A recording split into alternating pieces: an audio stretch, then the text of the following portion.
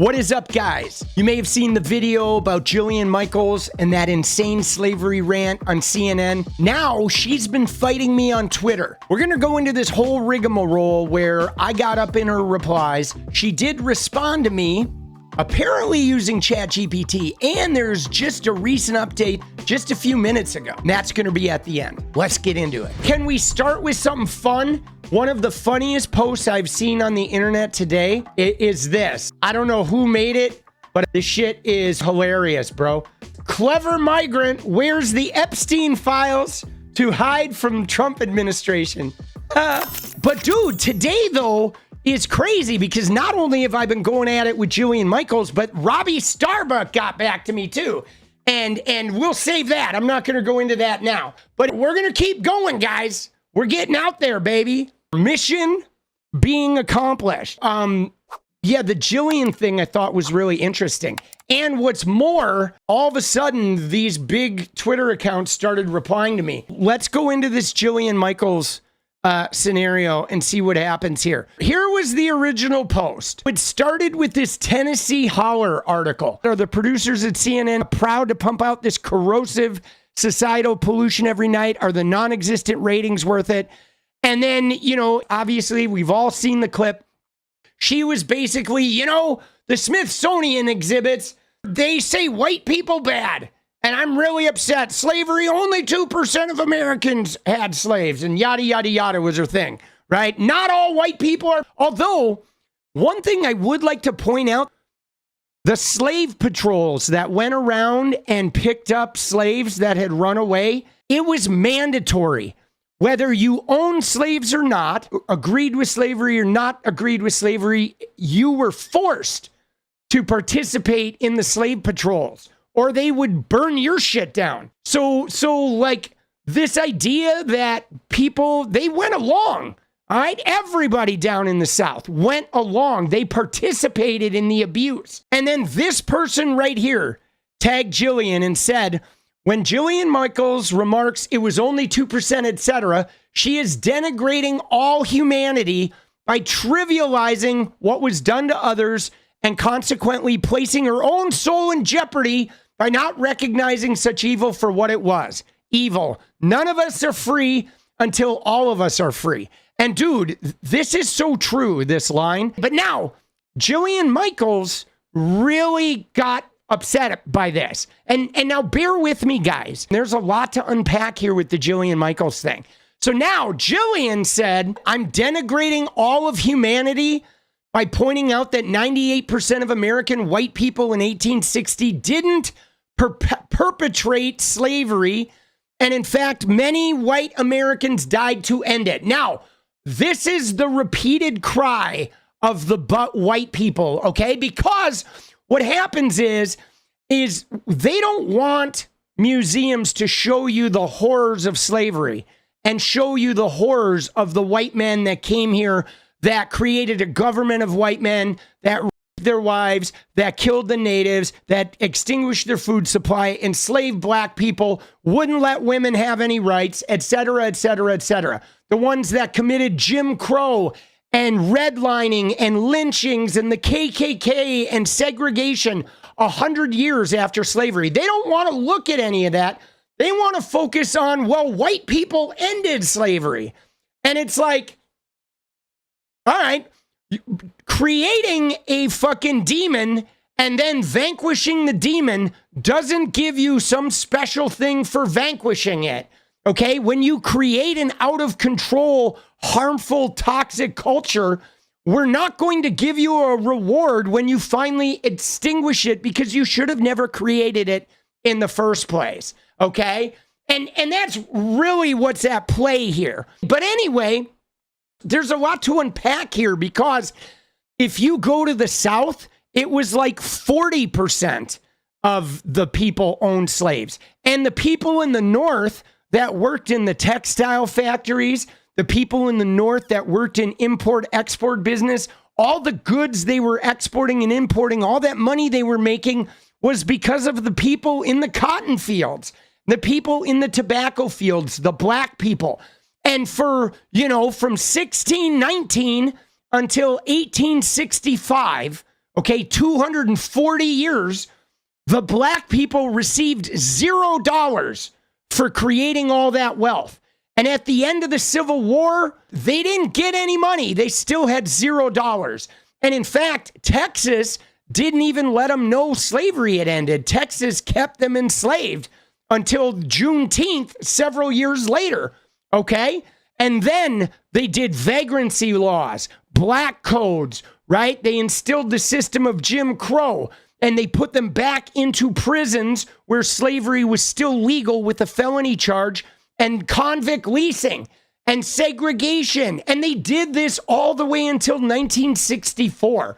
So this idea that like, ooh, like once these white people fought to end slavery, the white people continued to denigrate and enslave the black people in every legal way possible, right up until 1964. Now, here's where it gets interesting, because then the Wolverine roar comes in and says, 1 out of every 4 white men owned slaves if they lived in the South. The others who didn't still benefited from this. Okay, now, Jillian says this. So are you in the all white people are bad camp? Or can we acknowledge that slavery and oppression have been carried out by every race against every race throughout history? Yes. In America, there were white slaveholders who committed horrific crimes against black people. But the reason your statistics come only from the South is because most other states outlawed slavery outright, recognizing it as morally reprehensible. We can't ignore the roughly 350,000 white men who died in the Civil War to help end it. Slavery was abhorrent, but holding every white person, past or present, collectively guilty isn't accurate, and it certainly isn't productive. But here's the problem, guys. All of our systems were built on that slavery principle of the white people having the wealth and power and the black people having none. And in fact, it went beyond race to the class separations where the 1%, what's crazy about this, guys, is Jillian says only 2% of America owns slaves. But you ready, guys? Right now, you know who owns 40% of all wealth in America? 40%. The top 2%. 2% of America, the same 2% that, right? 2% own slaves. 2% in America own 40% of the wealth today, okay? And the bottom 50% in America own 2.5% of the American wealth. So we are still in a system today where the owners have everything and the workers are, poor as shit. They don't have many resources. But this idea, though, that because you didn't hold slaves yourselves, the fact of the matter is nobody wants to punish a white person for having slaves, but we do need to do something systemically and karmically because we have profited for hundreds of years and passed our money down generation to generation. The black people got nothing after slavery, and then when they did build Tulsa, white people burned it down. The black people got lynched. They had no voting rights. They couldn't get jobs. They couldn't buy houses. Their neighborhoods were starved. And in fact, the slums follow the black people. Okay, if a black person's in a slum and they move into a white neighborhood, if a couple of their friends move in, that white neighborhood will become a slum in America, right? Because the white people will flee and nobody will invest in it. They will starve it. They will turn it into an underfunded black neighborhood. And that's still a remnant from slavery and the system of white supremacy. Now, here's where Jillian and I get into it. I replied, we aren't in the all white people are bad camp. We're in the our systems were built on slavery, and it's still affecting people of color to this day negatively. So we really should do something about it camp instead of the let's make sure no white people ever feel bad camp. Okay, now Jillian replied to me today, but this reply is weird, guys, because first off, look at all the M dashes. You see these M dashes? That is a sign of Chat GPT. Okay, Chat GPT puts M dashes in everything. Nobody else puts M dashes in this shit. And what's more, though, look at the first line of this, guys. It says, great question. I have a long answer. But like, guys, I didn't ask a question. My thing is not a question, right? There's no question there. I didn't ask a question, but she said, great question. I have a long answer. I took some time to think about it and write, so I hope you'll read it. Dude, this is like ChatGPT, but here's what she said. Great question. I have a long answer. I took some time to think about it and write, so I hope you'll read it. There's a common refrain. It's not black people's job to explain racism to white people, but maybe that's the work we all have to share if we want something better. To speak, to listen, to push past the exhaustion and pride. There's another refrain. I don't have to sit through lectures about things I didn't do, but maybe you do have to listen long enough to hear the pain behind the words. Because building a future together isn't about what's owed, it's about what's given. The high road is the hardest path, but it's the only one wide enough for all of us to walk together. But now let me pause right here, though, because she says the future isn't about what's owed, it's about what's given. But like, guys, the black people gave everything for hundreds of years. They're not owed. It's like they're not saying, oh, you owe me. It's like we literally owe them. You know what I mean? The future is about what's given. Well, they've already given. So it's our turn to give, right? Jillian, it's our turn to give selflessly. Doesn't matter if we get called names. Doesn't matter if they get mad at us and tell us we're not doing it right. We keep giving. But more on that later. Okay, she said, I think white people are very empathetic, but blaming people for something they didn't do isn't fair or productive. Now, I would like to say that having a bunch of Smithsonian exhibits that talk about the horrors of slavery is not blaming people, okay? Acknowledging what our ancestors did and looking at the systemic racism inherent in our system and saying, wow, let's fucking change this. That's not blaming people. The people who feel blamed are the ones who don't want to look at it. And they're like saying, don't make me look at it because I don't want to feel bad being white. And it's like, well, man, if you feel bad looking at enslavement, if you feel bad, the horrors of the white man, then you should do something about that.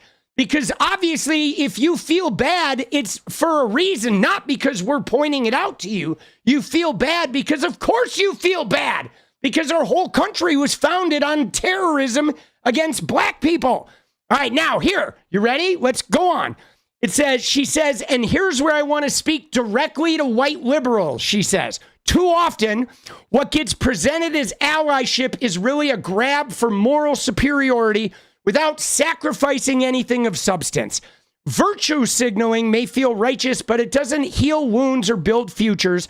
It encourages victimhood instead of agency, again with the ChatGPT, right? And while it's true that every one of us lives in a nation built in part, she says, on the backs of slavery. You see that minimization right there?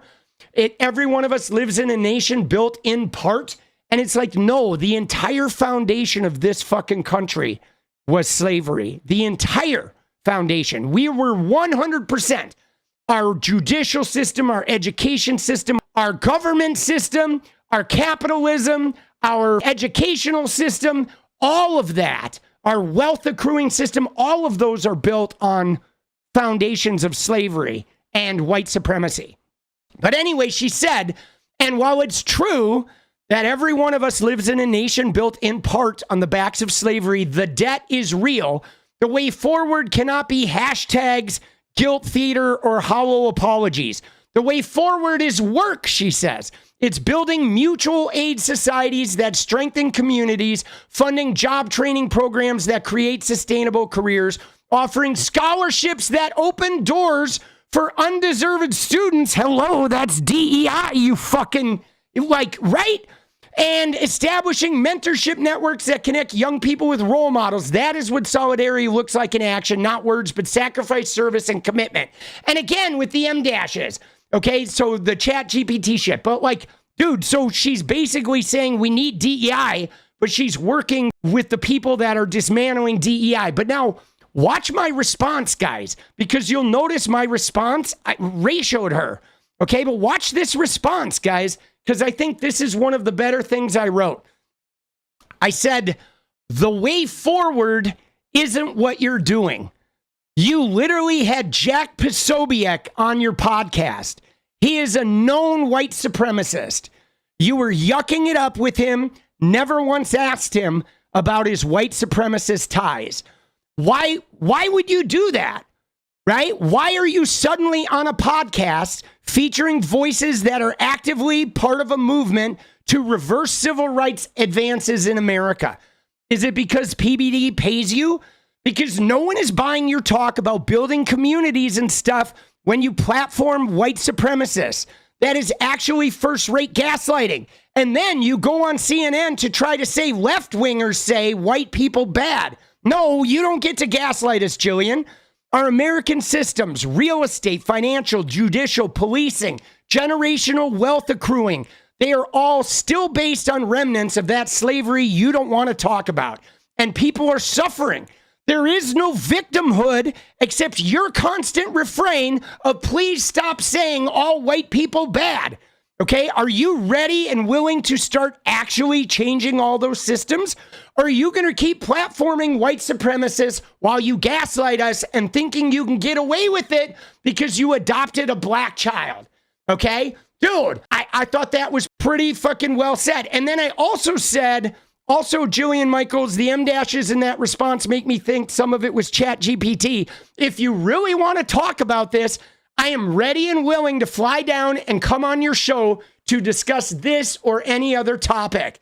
Let me know. All right, so we'll see. There's an open invite for me to go down and I'll appear on the show and we can have a fucking deep, in-depth talk about this. I'm totally game. But now, guys, we have to go and look at some of this other stuff, though. Somebody said, have you done any work with black folks to help better American society?